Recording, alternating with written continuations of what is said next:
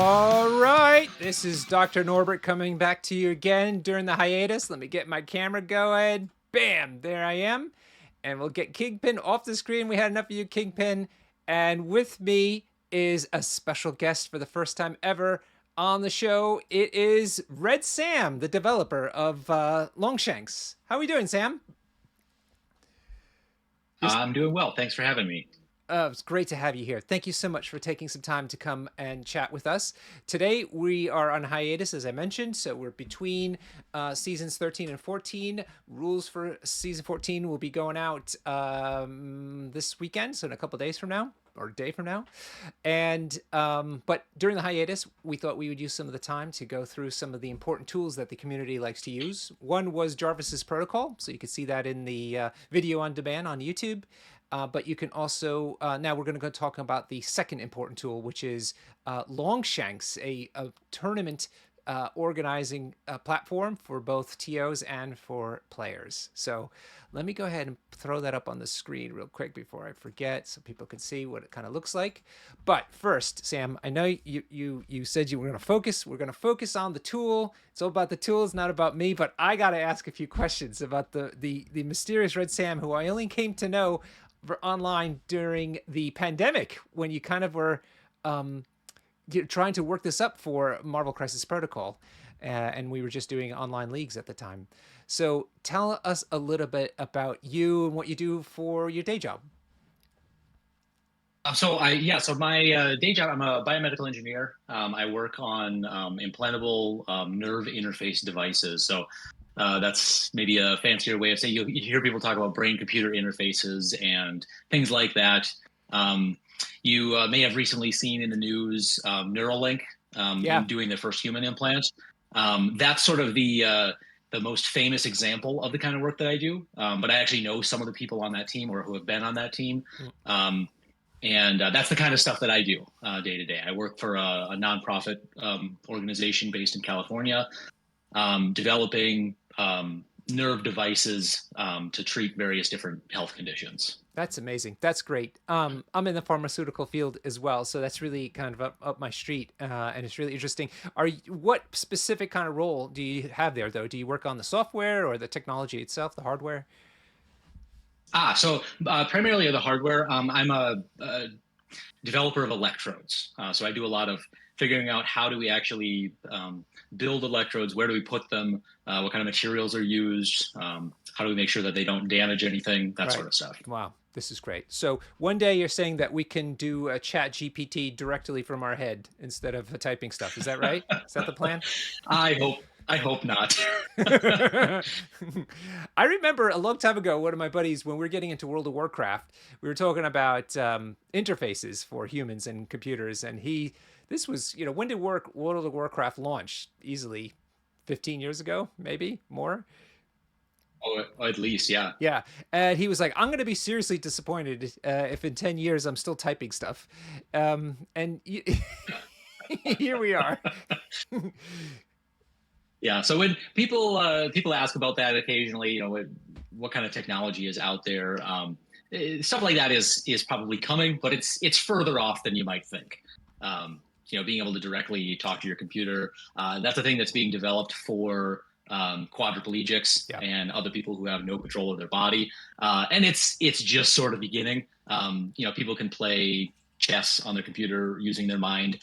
Stuff like that works, and it's worked for years. But we're a long way off from just the average person being able to play video games using their brain. That's a ways off. Sam, you know what you could do for me, though, in the meantime? I like to read books on Kindle, a little Kindle device, and I'm in bed, I'm all comfy with the thing propped up on my belly, and I'm like, I don't want to move my hands out of the covers. So, can I just get it so I can blink my eyes and it turns the pages for me or something? The technical answer here is, yeah, there are eye tracking devices and software that probably could accomplish that. I'm going to go ahead and just recommend that you use audiobooks. Oh, audio. No. I go right to sleep then otherwise. And also to help you make yourself feel better about yourself, Vodka Bliss is on the stream. How you, buddy? He's confirmed that World of Warcraft came out 20 years ago, not 15. Wow. That's unbelievable. Making us all feel very old, right? Yeah, pretty much. Although you look like a youngster, I think you're doing fine. Okay, Thank you. Sam, what is your backstory in gaming? Real briefly, like what's your journey? So if you go all the way back, I started playing Magic when I was 7, right before Tempest came out. If any old heads in the crowd remember that. So I played that on and off when I was a kid and through high school, and got back into it in college. And then I moved to Chicago for graduate school in 2011, and that was right around the time that X-Wing came out. And I got a couple of core sets of that for Christmas one year and got really into it. For the next couple of years, I played tons of X-Wing, went to tournaments. I never really did very well. That's kind of a core piece of my gaming history Hmm. uh, that you might notice is that I've played a lot of games. I like playing games. I've never really been good at any of them. Hmm. But I played a lot of X-Wing. And then it started getting a little too competitive. The people I played with were really serious, and I just kind of wanted to play games. So I cooled off on that for a while. And then Guild Ball came out, or became popular locally. Right. So I started playing that. Guild Ball was big in Chicago for a while. There was Yep. some of the best players in the world were there, and so I got to play with those guys. We had weekly game night with like 3 of the top 5 players in the world. So that was fun, and that's where I started thinking about where I started thinking about what would become Longshanks. There was a ranking system that existed for Guild Ball at the time. It's called the Black Orifice, and the site still exists, but it's mostly a role playing game um, resource today. Okay. But that system was based on event results. So if you went to an event that was a certain number of people and you were in the top 3 or something, you got points, and then it averaged your points over so many events. And Mm. it was, I thought, a little complicated, and also ignored the fact that if you played against really good people and Mm. lost, Mm. you might still be a really good player. Mm. So that's where a lot of the algorithms that Longshanks is based on came from, is this idea that, yeah, winning is great, but if you play against the top people in the world regularly, you might be a great player and still lose all the time. Mm. Mm. So I wanted to trying to find a way to recognize that. So that's where the basis for the ranking algorithms and all the different scoring systems come from that. And there's complicated equations, but it basically is like doing strength of schedule, but across every game that you've ever played, is the sort of the simple way to say how we do all of our ranking Right. calculations. Okay, cool. So we'll come back to that after we get into the tool itself because it is quite interesting, and people have asked some questions about that. So we'll come to that. But I find it interesting so that your impulse was about rankings, how to manage rankings, not so much about how to run tournaments. Yep, the site started as purely a ranking system, and I was scraping different tournament sites for all of the results of events all over the world. Mhm. And I started doing that just to get some data and to see, does my algorithm work, and what do I need to do to tune it properly. And then eventually people started asking me, well, we don't really want to have to enter our tournaments in this other software because it's bad or inconvenient or whatever. They had lots of issues with different sites. So they started asking, well, can we just enter our information directly into Longshanks? And um, I was already pulling data and game data from other sites. And the way I did that, I basically copied all of the information. So there was a record for every game, for every event, for every player built into my system already. Right. And it wasn't all that complicated to just add a couple of pages where people could just set up an event on their own rather than having it need to be pulled from some external source. So that was pretty quick. The whole site started in the spring of 2017, and I started allowing people to enter in their own events maybe in June or July that year, I Hmm. think. Hmm. And then in August, the existing ranking system shut down. They said, well, Longshanks is better, so we're not going to do it anymore. Um, and so that was a big surprise. I woke up to that one day because Black Orifice, Ben Redmond, he's based in England also. So I woke up one morning to him saying that he was done, and the amount of traffic I got that day was higher than anything that had ever happened before. Right. Um, and it just kind of took off from there. People started entering their own games, their own events. Longshanks hosted the Guild Ball World Championship that year and a couple of the national championships. Hmm. And I started talking to Steamforged Games about my system becoming their official system. And there actually was some business discussions that ended up fizzling away. But for a while, Longshanks looked like it might have become a Steamforged Games property. Right. That didn't happen, and for everyone who plays games other than Guild Ball, that turned out to be a good thing. Yeah. Um, So let and me yeah, it just sort of scaled from there. good. I'm going to come back to that, but before I forget, what is your technical background? Like, how were you able to do this? And also for the geeks out there, what kind of software or programming development language are you using? So my technical background in terms of web development, it's just something I did as a hobby when I think I built my first website when I was like 13 or 14.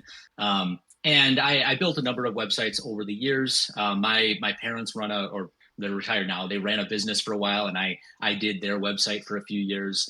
Let's see, I built a website for a local candidate for a judge. It was his campaign website. So I've done a few things like that over the years. Um, and I had, as part of my degree, both undergraduate and in grad school, I took a lot of statistics classes.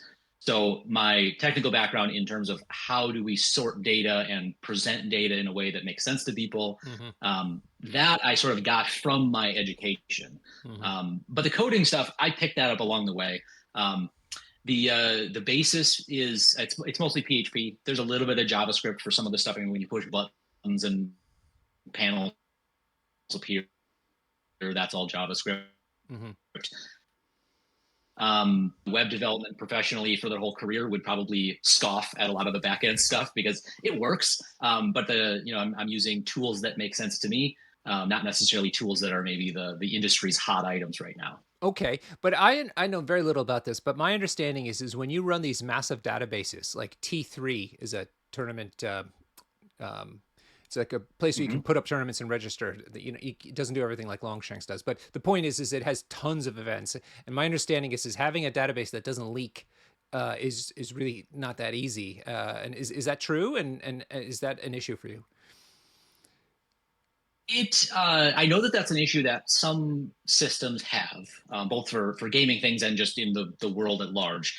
Um, One of the advantages that Longshanks has in that regard is, people ask me all the time, can we have an API to be able to pull data out and display it in other places, or to insert data from other sources? Hmm. And I don't do any of that. And there's a number of reasons, but that's one of them, is that not allowing information to go in or out of the database from anywhere but the website means that it's much more secure. Right. The I actually had a guy just a few weeks ago. He sort of is a hobbyist in data security, and he ran a bunch of security tools and then messaged me and said, "Hey, I found some possible holes." But when he said he checked the database, had zero access, couldn't do anything, Hmm. and that's great. So there's some maybe security things with if some super advanced hacking system wanted to grab people's email addresses as they type them in, if they've got something installed on their computer that's trying to do that, Mm. it's maybe possible. Yeah, sure. There's little things I may be able to do on my end to help improve that security, but a lot of that has to do with people's own personal systems, right? Yeah. But the database itself is rock solid. Yeah. And that's one of the reasons I don't let people push and pull information from other sources. But I mean, having to scale, that's very important. But I thought also having to scale it so that it could take, thousands and thousands of different tournaments, that doesn't become an issue with Mhm. the way you have it set up, or is it problematic? It's so if there's a lot of people trying to interface with the database at the same time, it can become it sort of bogs down the server. The server can only handle so many requests in and out, and I've had to scale that up over the years. It started as just a very simple, low grade shared server, and that was fine when I was running a couple of 16-player events every weekend. Now when I have things like 100-player events happening, and there's all 100 players trying to check the system on Yeah. their phone at the same time, looking for the new tables. Yeah. That takes a lot more processing power. So um, I've got it set up on a system now that scales. So There's a sort of a base level, and whenever the usage exceeds what the server can handle, the server is given more resources. So there's a cap on that, but I can see, I get little email alerts saying, "Hey, you've gone up to the next tier for the next few days," or something like that. Okay, right on. Okay, and I suppose that means then there's a cost differential.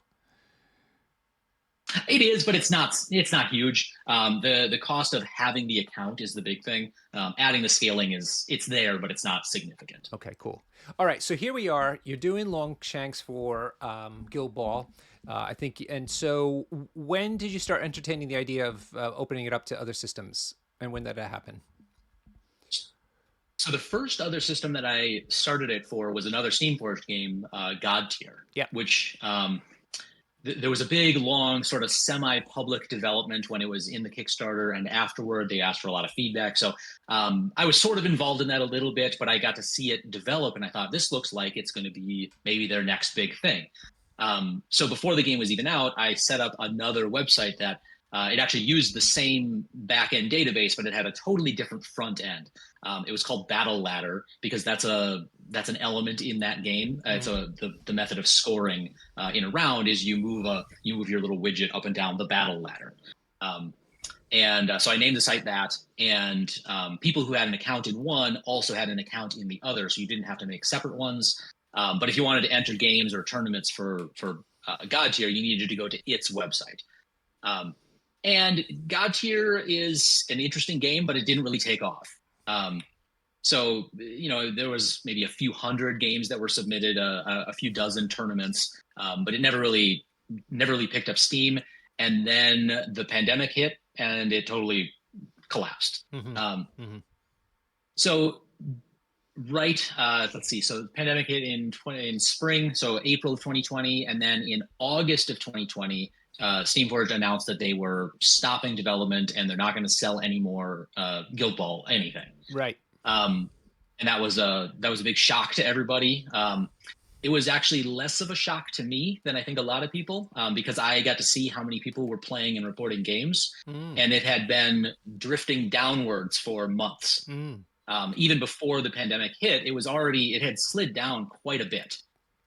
So it didn't really shock me all that much. It surprised me that they were completely canceling, but I wasn't surprised by them wanting to scale back their effort a little bit. And so that happened. People still played, but not very much. The number of people using Longshanks, and more importantly for me, the number of people that were subscribing and therefore paying for the development time and the hosting resources and all the other expenses that I have in this dropped significantly.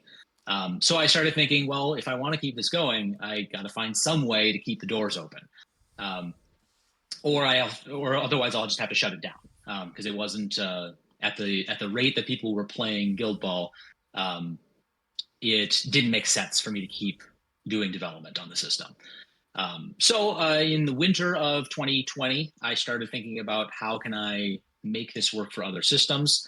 I had done it once already, and I decided that making a separate website for every game was going to be too complicated. I would have to do a whole different front end. The big advantage to that is I could customize the way the site looks, so that every game could have a totally unique system that looks like. But that takes a huge amount of effort. And it means that I would have to get multiple domain names and set up different front end clones of the hosting system and all of this. So I decided to just say, okay, well let's make the one site able to host games from any system.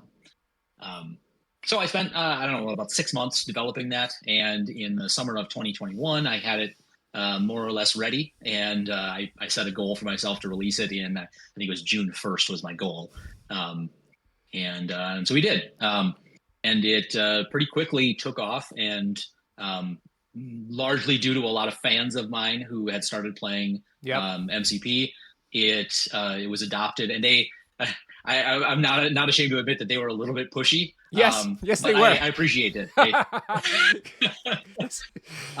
And from other people's perspective, I could imagine that being a little annoying, but really they had used Longshanks in the past. Right. And these were both players and tournament hosts who knew all of its advantages who were well acquainted with why it was a good system, and then had been forced to use different systems for their MCP events and tournaments for the last year or two, Yeah. and really wanted to try and show people what its advantages were and why they ought to be using it. Yeah.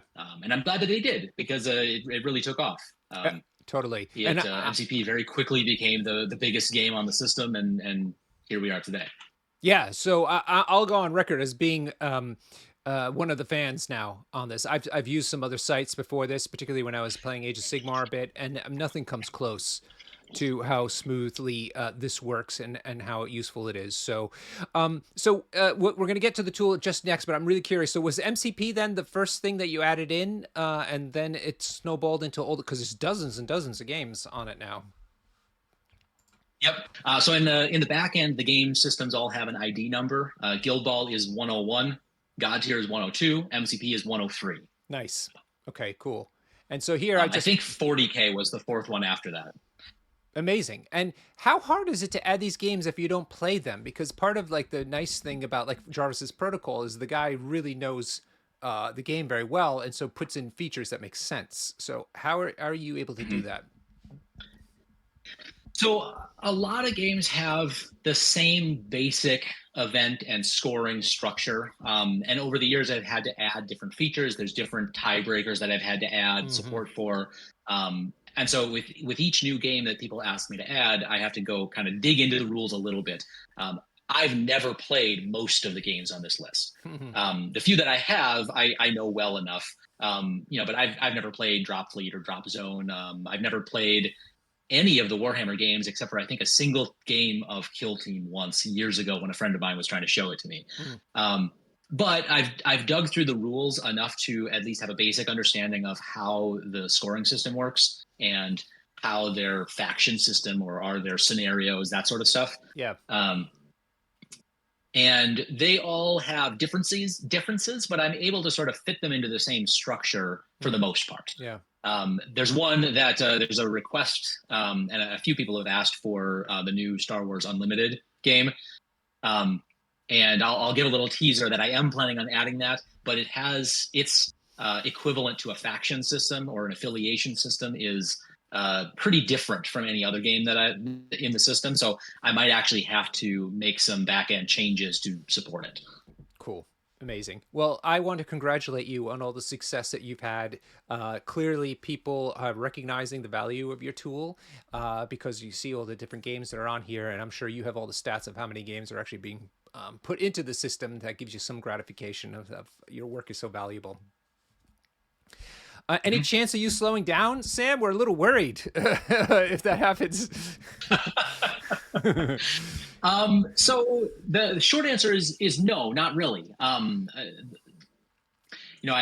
never released information about just how many games. I do occasionally tell people how many games have been submitted for a certain game system or how many events there are, things like that. But I don't really talk a ton about how many people actually use the system. And I definitely don't talk about how many subscribers there are and things like that. That's just not something I want to divulge. But I can say that it's doing better today than it's ever done in the past. Nice. And significantly. So it's the system is being used by more people for more events, more games, and with more, for lack of a gentler term, more revenue than even at its peak in the Guild Ball days. Oh, nice. So it's great. It's really humming along, and that keeps me motivated. So short answer, no, there's not really any chance of me slowing down. But if you want some security for the game systems that are already in here, it doesn't take a lot of time for me to do for to just keep going. The development effort is in adding new features, making changes when asked, adding new game systems, things like that. But if a game doesn't need any changes, say there aren't new, like if MCP didn't have any new affiliations come out, it can just keep going and the system can just keep operating. And, it takes the occasional server maintenance and making sure that bills are paid. But other than that, it doesn't require a huge amount of effort. The effort is always in adding new features and fixing things and making changes that people want. Excellent. So I want to get to that before we go any further. How can people support you on this? Because there are hard costs in addition to just your time, which is not invaluable, but nonetheless, I'm trying to find it. I thought it was on the help page. So there is a button way down. It's actually way down at the bottom. And I've gotten advice over the years that these things should be more obvious, and I'm trying to make improvements on that.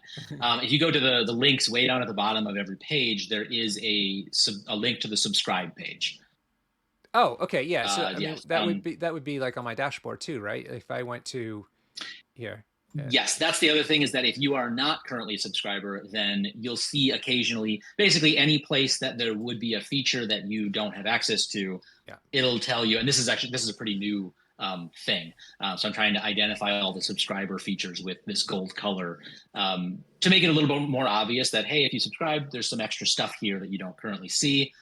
And it also highlights for people who are subscribers so that they know what it is that they're paying for. Yeah, that's great, Sam. And I think you're doing it a really smart way. So for everybody who wants to support Sam in this, I really encourage you to do that. I mean, you heard all the effort that he's put into it, and he's got to pay for the damn server and everything else.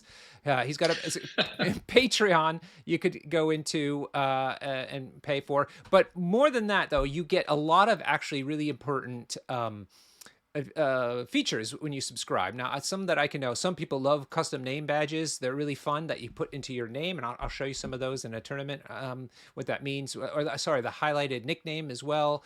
There are some ways that as a TO that you can communicate with the players more easily through this tool if you're a subscriber. But I think the big one, and you have it right here on top, the big one is if anybody's a data junkie, you need to be a subscriber because you get tons of crunchy data to mull over, correct?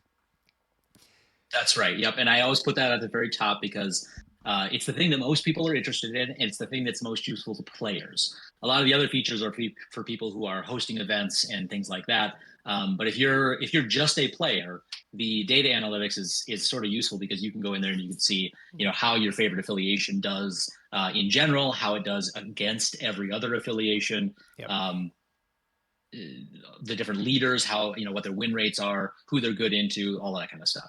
Okay, cool. All right, let's get into the tool and let's start it off as if you were a player. So some tips and tricks to get the most out of Longshanks if you are a player. So this is my particular dashboard. And if you go into the player profile, you can see, you can put in a bunch of really interesting information. Oh, it's being a little slow. There we are. It's not enough patrons, obviously. So you get to put your home in here, and what's important about this is that this way you can find other players because there's a player find feature, and also if you want you can also subscribe to like a meta, and then sometimes some tournament organizers will not pair people from the same meta together, and the only way Longshanks will know that is if you put that information in. So mine happens to be Greater London. London is one of the items you can choose. Most of the time it's countries, though. I suppose in the States it's for every state, right? Yeah, right. Yeah, and I've done that a little differently for every country because every country does their sub regions differently. For a long time in the UK, it was just England, Scotland, Wales, and Northern Ireland. But I was asked to add some of the other I'm trying to remember the exact name, the historical counties. But there's sort of the different sub-regions that people find a little bit more useful than just saying you're from England, because England's a big place with a lot of people in it. Yeah. Greater London's also a big place with a lot of people in it, but it's a little bit more selective than saying that you're just from England. Yeah, cool. But yes, in the US, it's all states. Places like Canada, it's provinces. Some of the other European countries have province or state equivalents. Basically, I add those either when requested. So if people say, "Hey, we want to have our subregions in our country," I'll take a look and see how many there are. A big thing that's important for Longshanks is they need to have a flag. Yeah. So subregions that don't have flags, I don't have a good way to put them in because we identify things by their flag, the flag photo. So that's one of the first things I look at. I also look at how big the country is. If it's only if not a lot of people from the country use Longshanks, I don't typically do that. But countries like Germany and France and Spain, where there's millions of people and many thousands who play various games, those make sense. Yeah, cool. So like here's an example. Here's the Belgian flags, those guys from Belgium, but you've broken it down by the province, which is Flanders. for instance. But here, let's find it from the United States. Here's the United States, of course, but then they have the Nebraska flag against it. So you tailor it. It sounds like to what makes sense for a particular country. Right. Okay, and then here you could see these highlighted nicknames. These are the kind of fun nicknames that you can put in if you're a subscriber as well. And so you see people, sometimes they just use their Discord names, but sometimes put some funny plays on their names. It's like here's Mike DeLuca. He's got a crusade going to ban the researcher crisis. And so he's throwing that in there. uh, Yep. so it's kind of fun. Okay.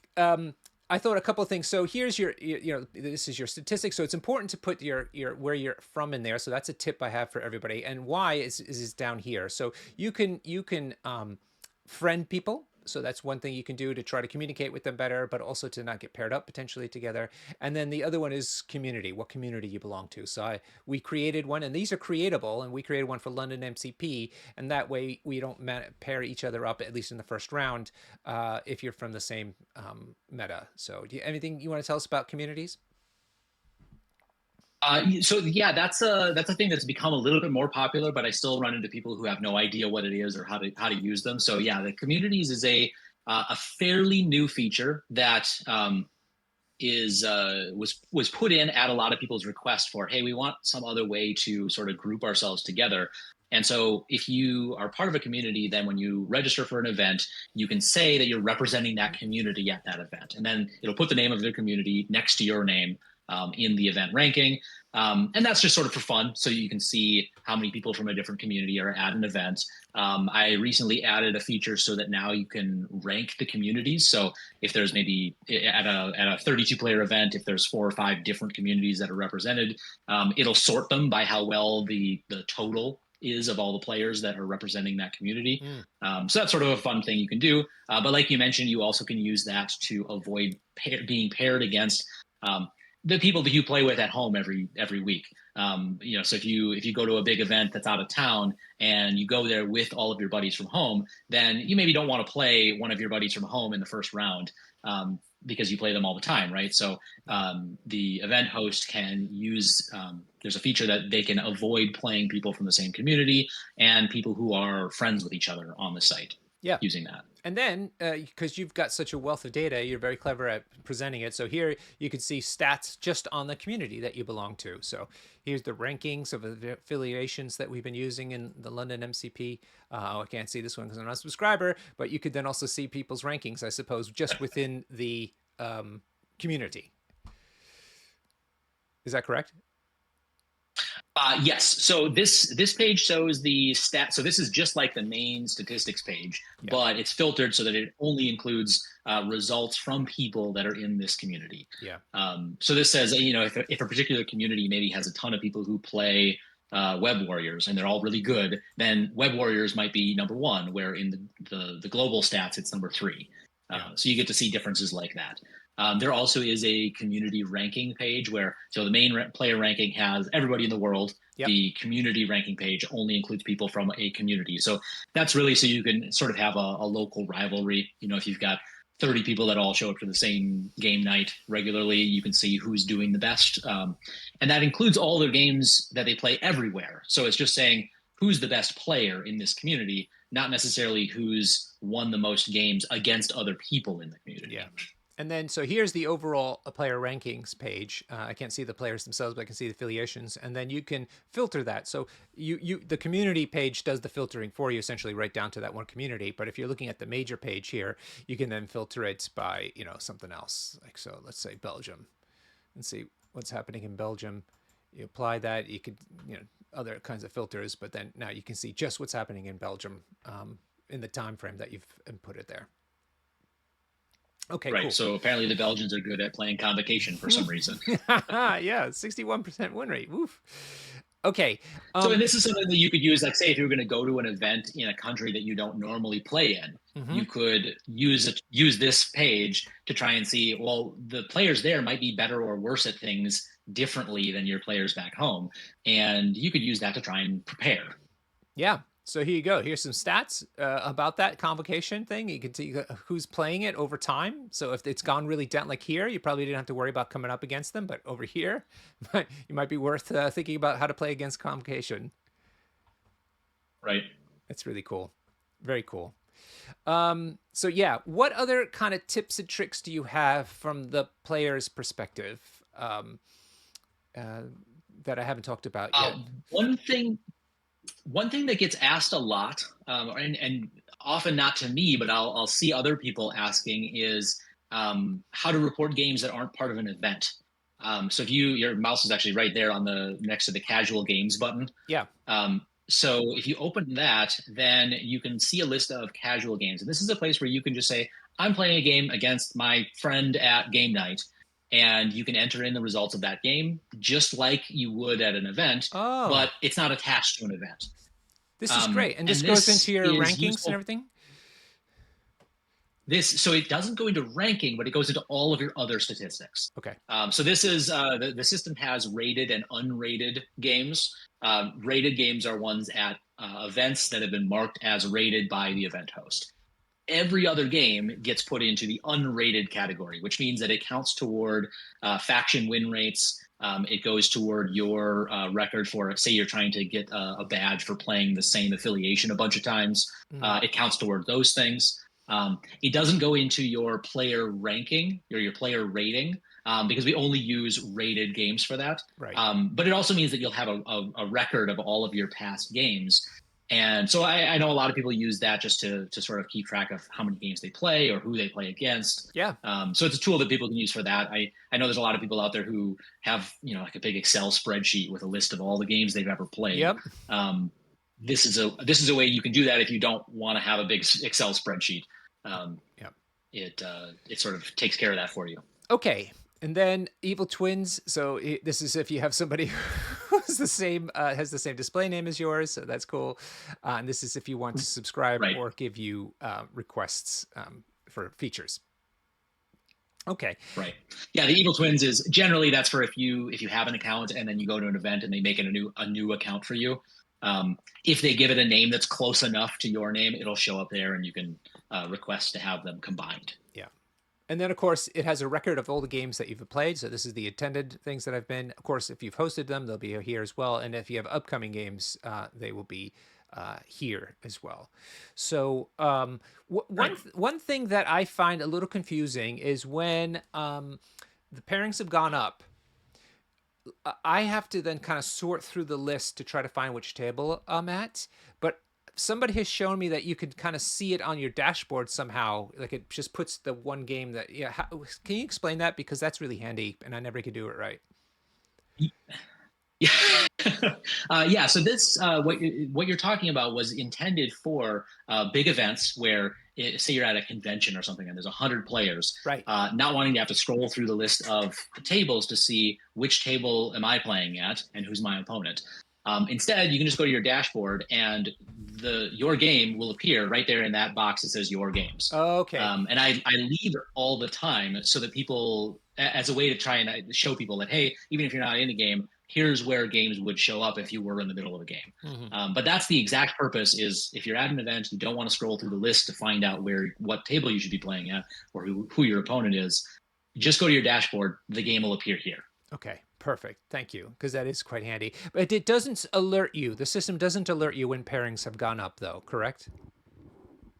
It doesn't. And that's a thing that people have asked about in the past. One of the reasons that we don't do that is because I'm sort of big on privacy and email security and things like that. So I don't love the idea of sending out mass emails to people when they haven't told me that that's okay. And that's really the only functional way to do that would be if the host made a new round and then it emailed everybody. That's a thing that's technically possible. I haven't gone ahead and done that. There is at events a method for the host to send a message to all the players. Yep. So that's a thing that they could do. And at things like multi-week leagues, they could do that. They could say, "Hey, a new round is up. I'm going to send a message to everybody." When you say that, though, don't have an email address. When you say send a message, you mean an email?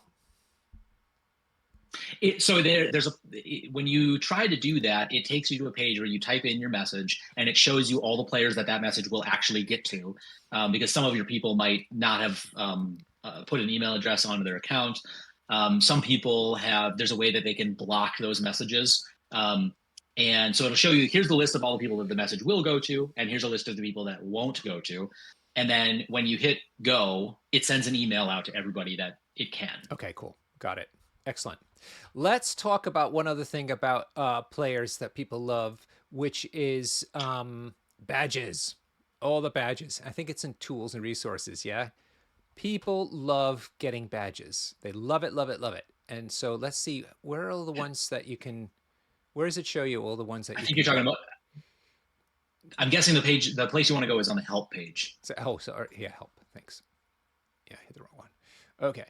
And there's about us, contact us, support games, player accounts, player. Okay, we'll come back to. Oh, here we are. So player awards. Now, am I right? Is this like what people keep asking for and keep putting stuff in for, and showing off for, and how does it work?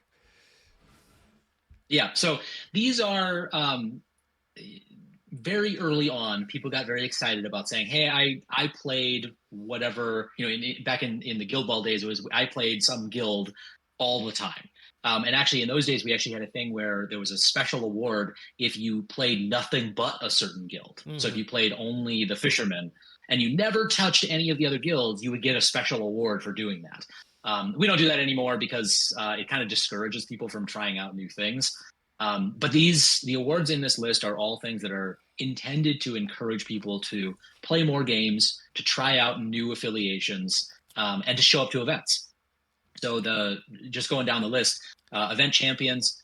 These are occasionally you'll see events that have sort of either a silver or a gold border around them, and the event icon has these little flowery laurels around it. Okay. Those are events that I flag as championships. And side note to anybody who's hosting a big event, if you want yours to be one of those, let me know. If you scroll to the bottom of the page, there's a link for for championship events. And on there's instructions about what kind of events usually get approved like that. It's got to be a reasonably big event. It has to be posted ahead of time, that sort of stuff. But when you do that, then the winner of the event gets an award.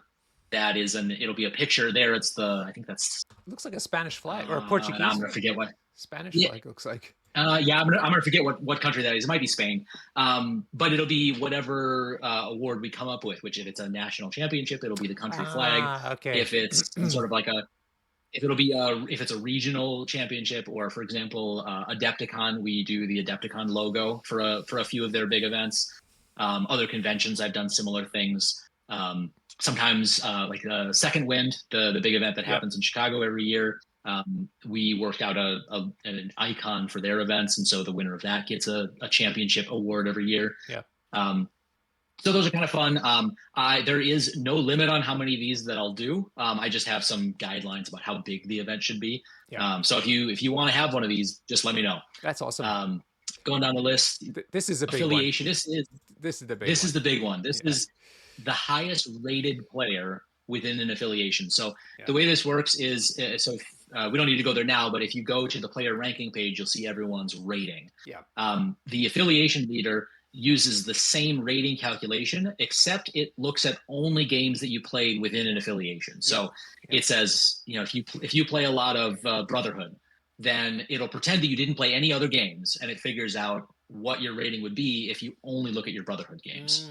And then the affiliation leader award goes to whoever has the highest affiliation specific rating. Now, I think, Sam, one of the nice things that you've done about this, though, is that in addition to figuring out that, you also have time limits on these things, so that you always have a chance to get refreshed, and so you have a chance of bumping somebody off after time. Can you talk about that? Yeah, so the Longshanks has a standard 1-year window. So games and events from the last year, and it's actually calculated in the last 52 weeks. We do a weekly rotation, so it's midnight on Wednesday every week. Games and events that are more than a year old disappear. And now that doesn't mean that they disappear from the system. They're still in there. You can still go find those games and events if you use a filter that allows that. But when things like the statistics page and the player ranking and the various award calculations are done, they only look at games and events from the last year. Um, we do that basically to try and limit. So, um, uh, backing up a little bit, people have asked over the years why I use the rating algorithm that I do rather than like an elo system like chess. And that's the main reason is that if you get a high rating in chess and then you never play again, your rating never changes. You Yeah. still get that high Yeah. rating, So and cool. you might have not played in 10 years, and it doesn't really reflect your current skill Yeah. if your rating is based on games that happened many, many years ago. Yeah. And that's especially true in games like Marvel Crisis Protocol, where new stuff comes out all the time. Yeah. If you stopped playing MCP for a year and then you tried to play a game with somebody who'd been playing that whole time, you probably wouldn't do very well because they would have a bunch of cards and characters and rules that you have never seen before. Um, so the year drop off is intended to show here's the people that are actually good at the game right now, Yeah. not necessarily just the people who have won a lot in all time. Yeah. Okay, so let's talk about that. So yeah, all the awards are based on that.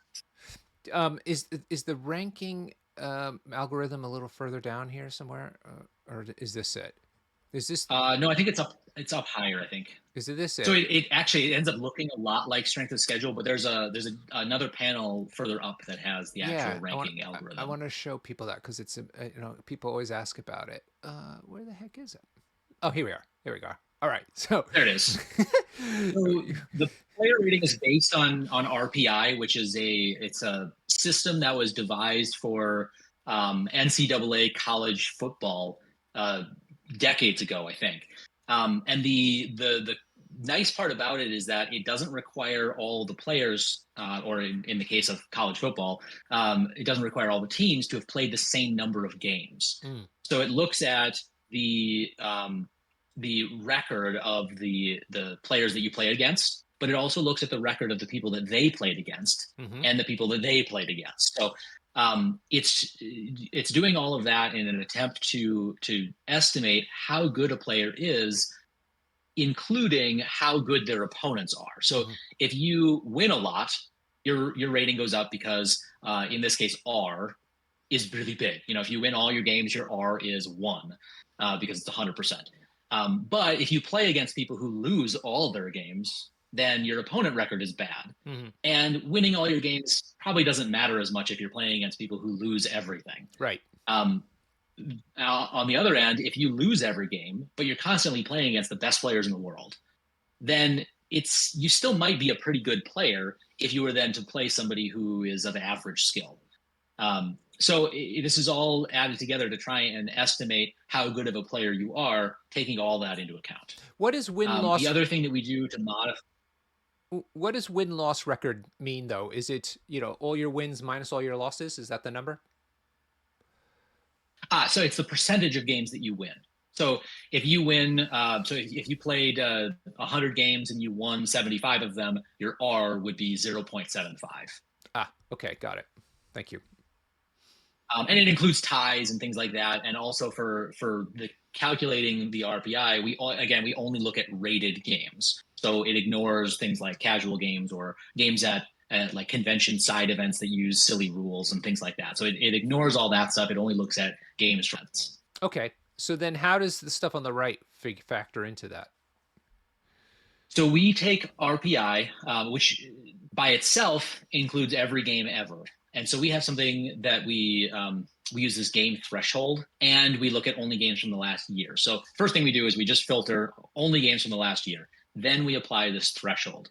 The threshold is well, it came from one of the first events that I put in the system.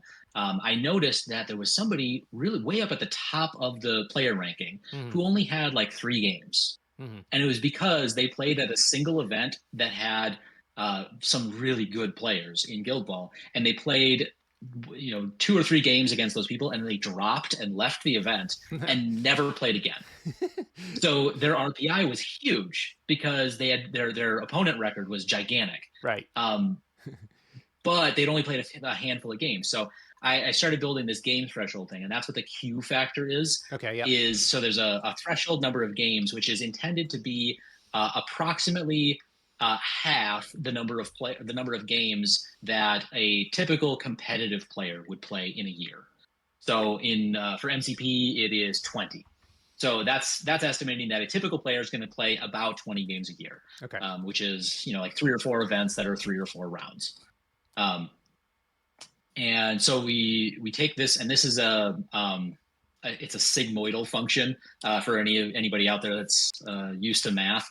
But it works by reducing your rating from your RPI if you haven't played very many games. Mm-hmm. Um, when you have played, so for MCP, the threshold is 20. If you've played less than half of that, your rating is going to be tiny. Regardless of how many games you win or how good the players are that you've played against. If you just haven't played very many games, your rating will still be small. And that's to reflect that you're new and the system doesn't really know yet how accurate your RPI is. As you play more games, once you get past 10, it starts to really ramp up. And because the system thinks the RPI that it calculates for you is getting more and more accurate to what your actual skill is. Okay. And once you hit 21 games, then Q is 1 and it doesn't matter anymore. So your rating is just equal to your RPI. Because at that point, the system thinks RPI is good enough. It's got a pretty good handle on your skill versus other players. Okay. All right. That's something I didn't understand. So you're saying initially you're going to get a little bit of a modifier to your RPI until you get to a threshold where an RPI starts to, on its own, be more accurate. Right. Yeah, it's exactly that. It's just when you haven't played very many games, it reduces your rating because it's assuming that it doesn't really know enough about your skill for RPI to be a good estimator yet. Right. Okay. And so your advice then, because people ask me this all the time, is how do I improve my rating? What would you recommend they do? Play more games. Even if you lose. People occasionally, even if you lose, um, the best thing you can do to improve your rating is to play more games. There's a lot of people out there who don't play 20 games in a year, and therefore, regardless of how good you are, how often you win, who your opponents are, your rating is being reduced by this Q factor. So play more games. If you're past the threshold, the more games you play, the better of an estimator RPI is. Mm-hmm. So you'll play against more opponents. The system will be able to have of how skilled you are compared to those people. So even if you lose a game, if you play a game against a good player and you lose, your rating's probably still going to go up. If you play a game against people complain about this sometimes. If you play a game against a low-rated player and you win, your rating might go down, and that's because beating a low-skilled player doesn't mean that you're a good player. Mm-hmm. It Yeah. just means that you won that one game. So the more you play, the more games you play, and the more people you play against, RPI will get better at estimating your skill. And if you think that your skill is high, your RPI should go up. Now, Mm-hmm. if you do that and your RPI doesn't go up, then that means that it's reflecting your actual skill level, and that's okay. Yeah. So if you're a big fish in a small meta and you club seals week after week, what happens to the RPI? If the meta is actually isolated and the people in it play a lot of games, this does happen occasionally where somebody has a really high RPI, but they've only played against their local people, but it's because their local meta has a ton of games and they're the best player in it. That occasionally happens. Now, oftentimes what happens in these scenarios is the person who's the big fish in a small pond, they go to their first big international Yeah. event or national level event, Yeah. and they either do well, in which case their RPI was justified, or they do really poorly because they've only played against very poor players and they're not seeing the full breadth of the game. Mm-hmm.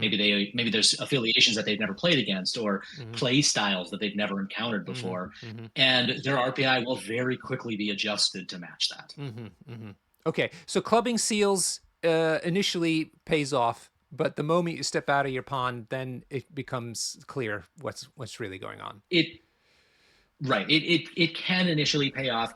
I would say that that's pretty rare because it requires both you to only play your local players and for your local players to also Mm-hmm. only play each other. Okay. Yep. Because if they're going out and playing against a lot of other opponents, their RPI is either going to go up or down depending on their skill relative to those people, but also the opponent record part of your RPI and your opponent's record it'll take into account the skill of both your opponents and the people that they play against.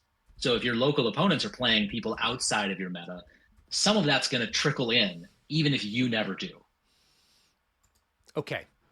One last thing that's applicable to both TOs and also players, though, because it drives them crazy sometimes, is let's talk about how you do strength of schedule in your tournaments, which is this formula here, Sure. because it's a modified version of a straightforward strength of schedule, if I understood it correctly. So we actually have three different ways to do strength of schedule, and this is an example where different game systems have slightly different things that they call strength of schedule. And this is every time I look at the rules for a new game, I scan through their event rules document or whatever their equivalent is, and I'm looking for, okay, did this game developer think that they have a new idea about how to do strength of schedule? And these are the three that have come up. So total opponent tournament points is sort of the most basic one, and this is just adding up all the tournament points of everyone that you play against.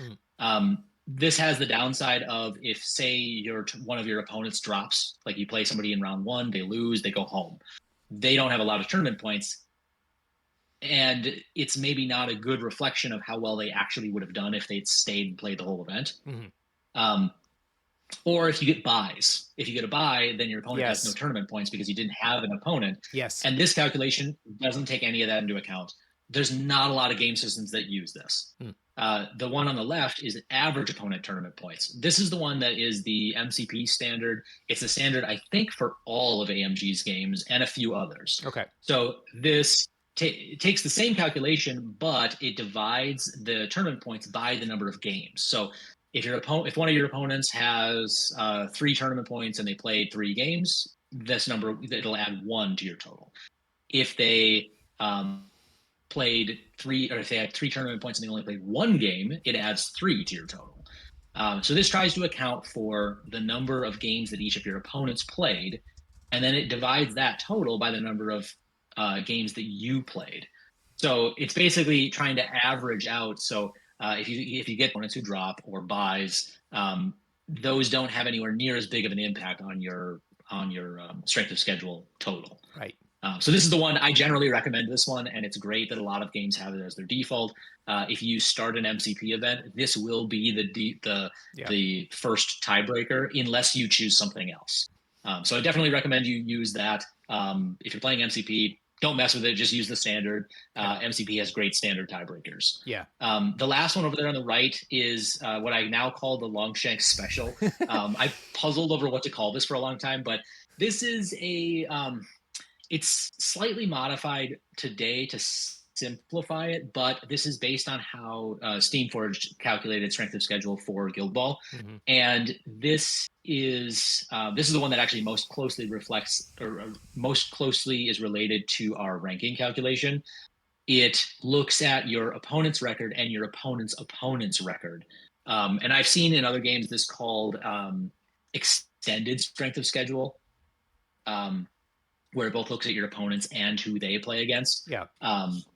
So this is something that you can use. I actually really like how this ranks people, but it is not the standard for anything except for Guild Ball. So use it at your own risk. But I actually think that it's a pretty good tiebreaker if you want to try it. Yeah.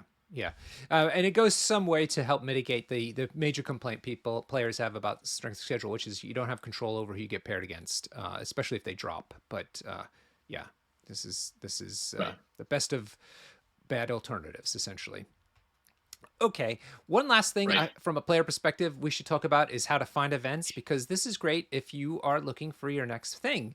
I have to be honest with you, I do find this a bit confusing to navigate and search through, because there's like recent events, but then future events, ongoing events, and I don't know how to navigate those. Yeah, so there are a lot of different ways that events can be sorted. The page opens up to current events, which is showing you basically everything that's happening this week. So Ah, today's Friday. This is basically everything that's happening Friday, Saturday, Sunday of this week. okay. And it'll show you all of them for whatever. You can Yeah, use the button on the far right to yeah. filter, You but can filter. Yeah. otherwise it just shows you all the events that are going on. Yep. Um, the uh, the if you go to the leftmost tab, Yep. recent events is the same filter, but um, all the events that have finished. In this You week. know what? I'm sorry. I'm gonna have to pause for a little bit. My wife is calling me, and I think Okay. this might be something important. So I'm gonna have to duck out for just a minute. You got it. Take care of business, I and I will apologize. vamp in the meantime. So, although this is a very interesting moment to leave us on a cliffhanger because I didn't know that about this being like just for the current week, which is kind of interesting. And so we'll have to see if these finished events are also from just this like current week. I think that's where he was alluding to. But then they also have future upcoming events. Okay, so upcoming events. Oh, looks like he's already off the line. Is everything okay? Okay, so I can talk for a few more minutes, but then I got to go pick up my kid. Apparently there was an incident at school, so Oh, I'm so um, sorry. Okay. Yeah, so we'll wrap up on the players side that's, of the we business. and then maybe we can pick this up again some other time. Sure, of course, Sam. So you were saying recent events. How is this different? So this is all the things that would show up in the current events tab, but they're events that have finished. So this is mostly just to reduce clutter. So if you just load the page and you're looking for events that are happening on a Sunday, it doesn't show you all the events that already are done from Saturday. Those Ah, events are moved over to this recent events tab. okay. The third one, future events, is showing you things that are happening next week, basically. And it extends a little bit farther if it doesn't find very many, but it'll show you up to, I think, 24 of the upcoming events. And you can Hmm. click more. That more upcoming events button and the future events button way down at the bottom go to the same place. Mm, And this is a list of every event that's already in the system okay. all the way into the future. So if you want to see something that's happening months or even years from now, if those events have already been set up, they'll appear there.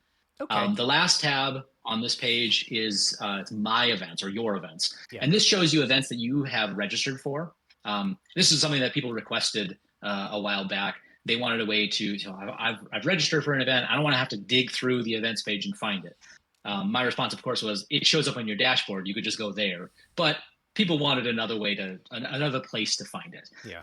So any event that you've registered for that would otherwise appear on this page, so not things that are way off in the future, but stuff that's coming up.